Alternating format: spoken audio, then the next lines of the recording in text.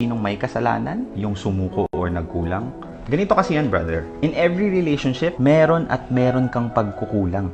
Hindi kasi tayo perfecto eh. Pero sometimes, the reason as to why a relationship would work is you both choose each other.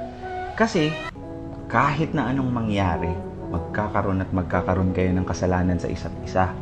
Pero yung kasalanan na yun, mapupunan nyo. Bakit? Kasi pinili nyo na ayusin yun. Hindi kayo sumuko. So, kung tatanungin mo ako kung sinong nagkamali, ikaw na sumuko. Bakit? Kasi dapat binigyan mo siya ng pagkakataon na ayusin yung mga problema niya.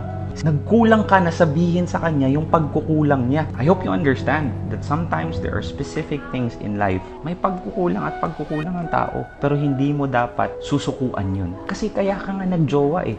Because you're supposed to pull each other up.